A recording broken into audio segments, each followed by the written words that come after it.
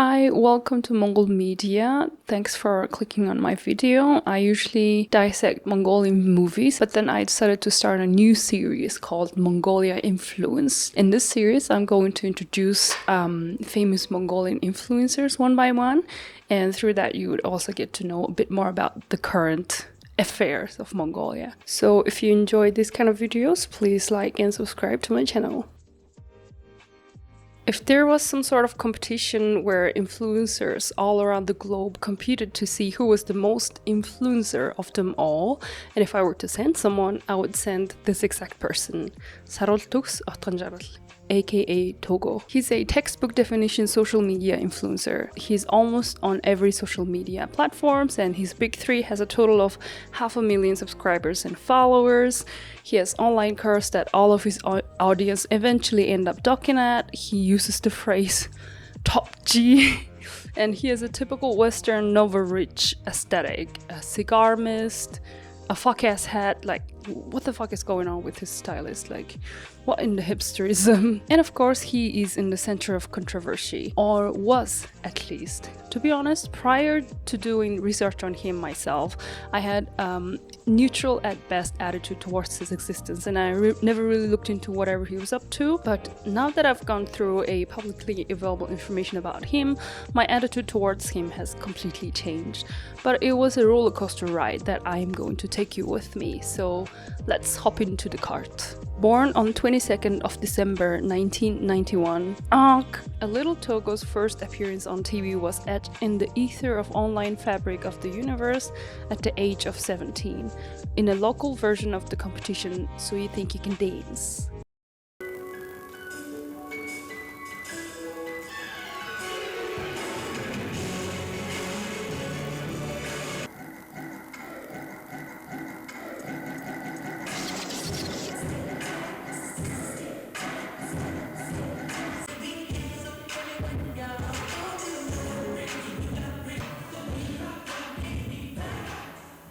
It's not surprising that he doesn't do anything related to dancing at all these days, and it's probably for the better, because this is so ass, oh my god.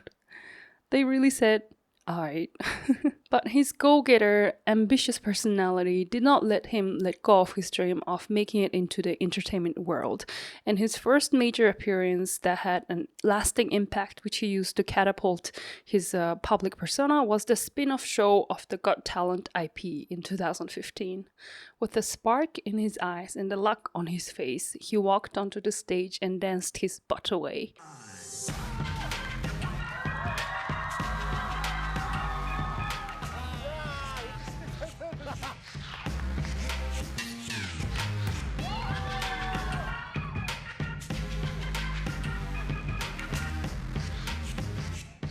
He's obviously gotten better than his first appearance during those years, because he did nothing but pursue his dancing. Even in one of his earlier interviews, he said that he had never given a job interview before. And I mean, he could have worked some odd jobs here and there, but he never pursued a typical formal 9-to-5 job. It's called foreshadowing. And aside from his talent in dancing, he has a talent of presenting and always tries to make things more meaningful and deeper than it is, sometimes to a fault. He's like a person with whom you can either have a very mind-blowing, paradigm-shifting, perception-expanding, deep conversation, or he might just not be able to listen to you because he likes to hear himself talk. There's no in between. So in the third round of the competition, he had a vicious tie with another pair of dancers, and the decision had to be made based on the audience vote. And he lost. I mean, he really had no chance. His performance was boring and too romanticized about himself. Granted, dancing is an art that's really hard to scale, especially when done alone, and you really have to be the best and top performer to really shine through between the different types of talents shown, and he was not. He simply was not. And adding on top of that, his music choice and his performance was based on himself. He had a voice recording of him talking about himself, and his dance style, in my opinion, was too niche.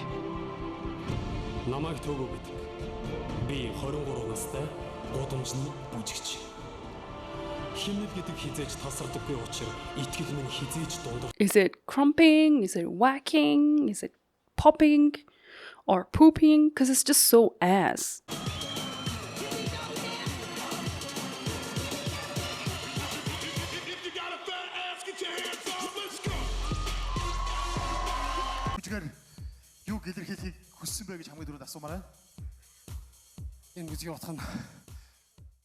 Okay, one thing for the hosts of reality or any type of show.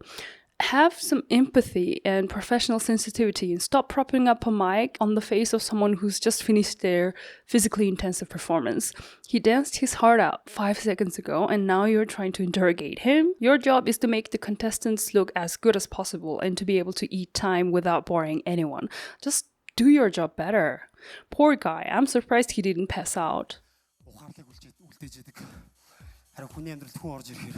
So yes, it's not just me who's saying this. People spoke with their vote and the other dancer pair made it to the next round. He really stood no chance. First of all, they were good, like good control of the movement, good theme, good pop culture reference. Just look at their killer moves.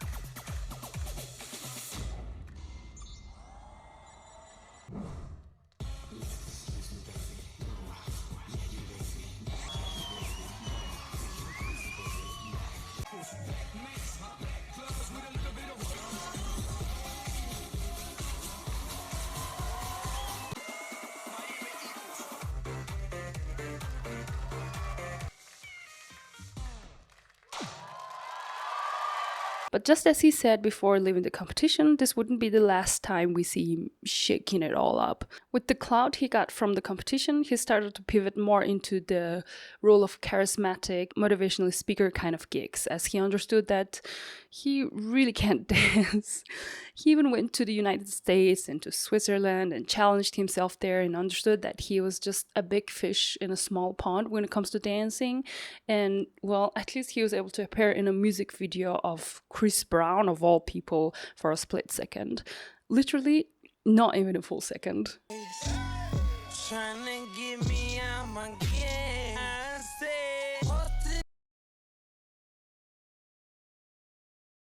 Another thing that really shocked the people that were following him was the fact that he left his first wife in the sun and started dating the daughter of the director of the Democratic Party, which is one of the two major political parties in Mongolia.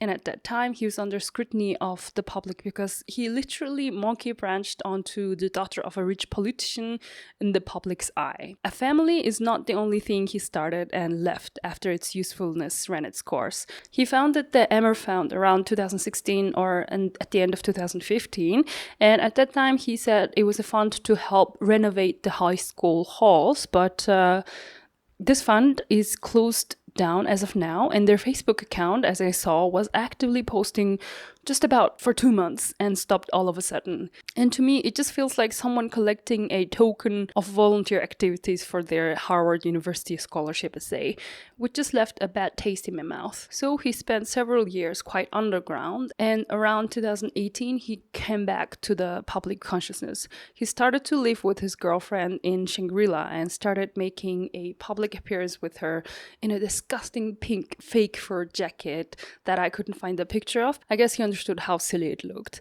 At the time, he really was under criticism and his PR was all-time low. His ex-wife, who's now a creative director of Kidult, a successful clothing line, is now dating or married to someone, so I'm guessing their divorce was amicable. With his new life with the new girlfriend, he dived into the world of business without looking back. His business, Amway. Okay, just update. It's his Instagram account, and someone asked, hey, can I get information about Amway from you? And then Tugo said, about a year ago. He said, stop doing Amway 2-3 years ago. Wow.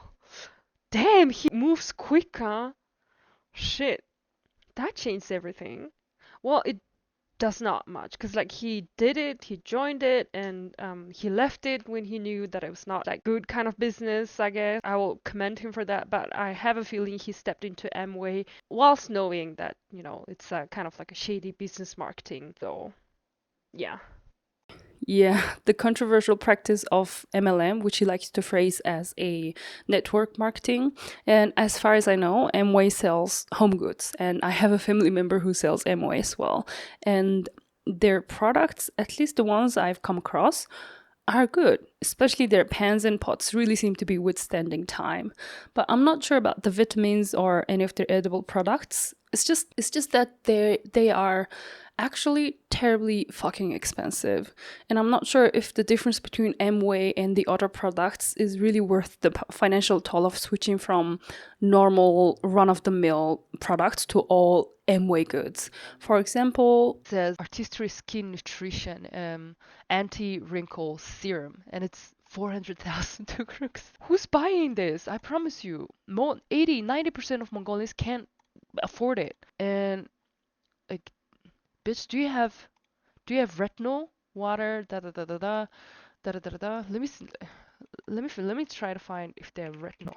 Bitch, this ain't have retinol, and that's like if it doesn't have retinol, it's not anti-wrinkle.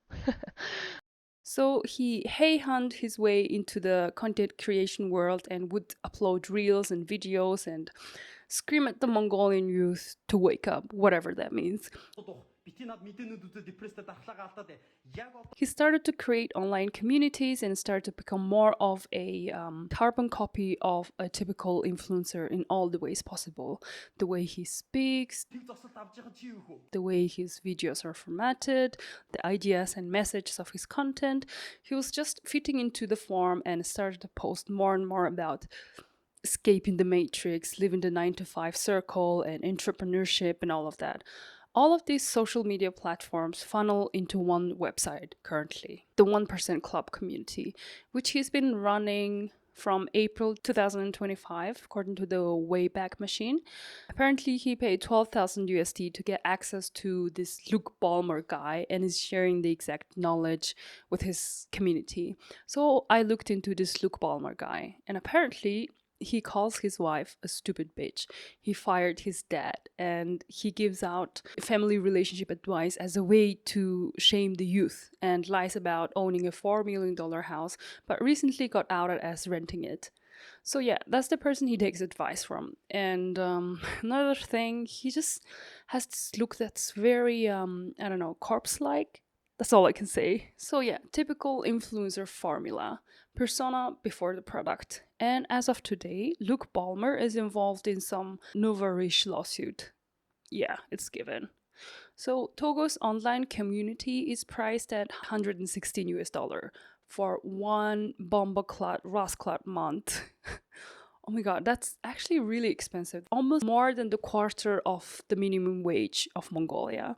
And it's just for a month. And on the website, it said that he would up the price to 150 US dollar from the 16th of November and on. But as of the 30th of November 2025, it is still 116 US dollar, which seems to be the max price that most people are willing to pay for, because even in August 2025, it was 116 USD, and it had said on the website that it would become 149 US dollar, and it apparently didn't, because it's still 116 US dollar, which is still terribly expensive, especially for a person who can speak English. I'm not really sure if the information is going to be any different from anything you can find from a search. All of his previous endeavors are either not associated with him or he has closed them down for some reason. For example, Emmer Production has no ties with him now. Emmer Fund, gone. Nomads, gone. Chinggis Circle, closed. His family, abandoned. To me, it seems like he starts things and jumps on to the next one when he realizes he can't milk it anymore, or when he realized that he's not good at it as he thought he was.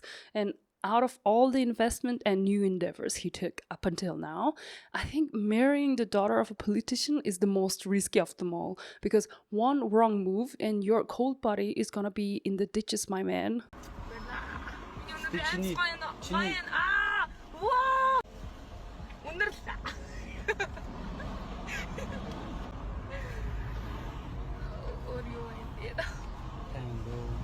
See, he's clearly pissed off with her, but I wonder if they ever visited this at all. And if you search his name, there are many podcasts that he spoke at, but this very one had me rolling in the coaster, because in this podcast is where I saw the last remnants of his individuality, his humanness, his unscripted words that came from the recesses of his mind.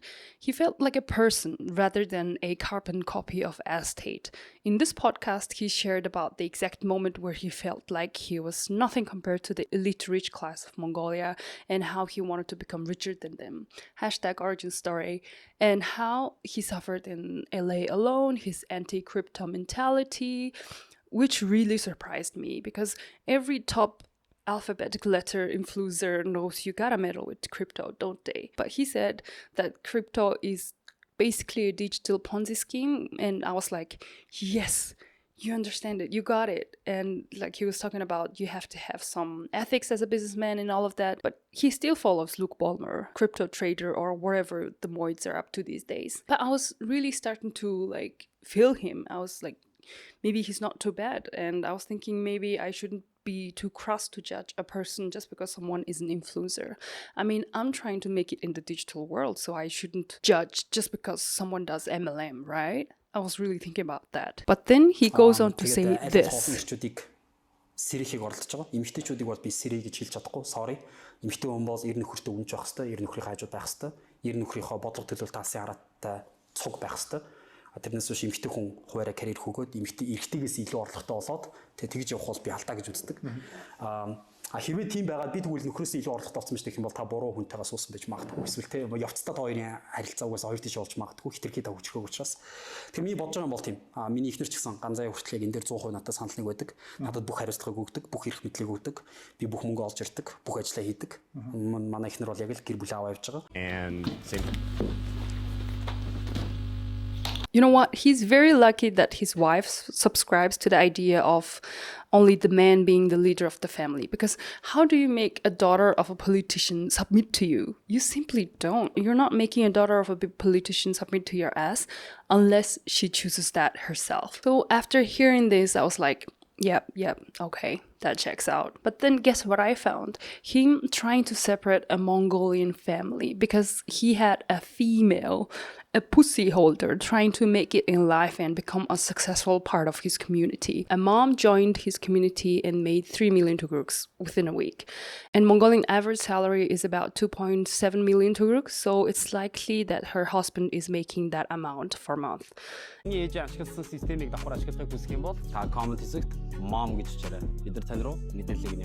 And according to him, if you as a housewife are making more than your hubby, you're making a mistake. You are probably wedded to a wrong person, or you might divorce him soon. So why are you, a Christian man, letting her join a very lucrative community where everyone who joined is guaranteed to succeed? Are you purposefully enabling a family to divorce? Isn't family your value as a Christ-following businessman? He's even posting specifically for moms and women and asking them to join the community.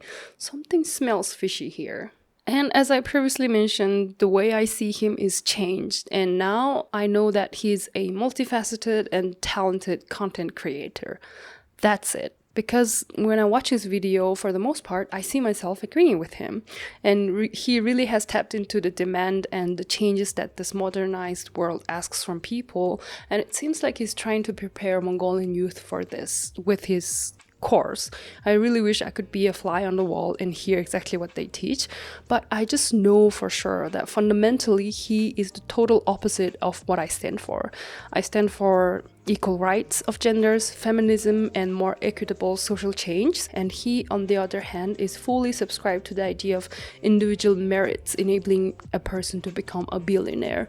He does not look into the issue of why someone has to live paycheck to paycheck. He simply does not want to be one of them. So he sells his online course, which teaches content creation and provide network. He touts the testimonies of his crew's success story, which seems to be in the millions of tugruks, but the details of the money, how his crew managed to earn them, is not public knowledge. You have to buy his course to learn, and I don't have money to be spending on things that I can easily find if I do some digging on the internet. But that's just me. Luckily, I know English, but for those who don't know English, localizing this information might actually work and be valuable. So I guess go ahead, but all I ask from him is that he stops shitting on 9-to-5 workers. So there it is, friends. Thanks for tuning into my channel, and if you like this, let me know. I'm trying to make it into a series where I share more about Mongolia through influencers and their debacles. Because just like any other countries, we're not running out of influencers anytime soon. So please check out my other videos and subscribe to my channel, and see you on the next one. Bye!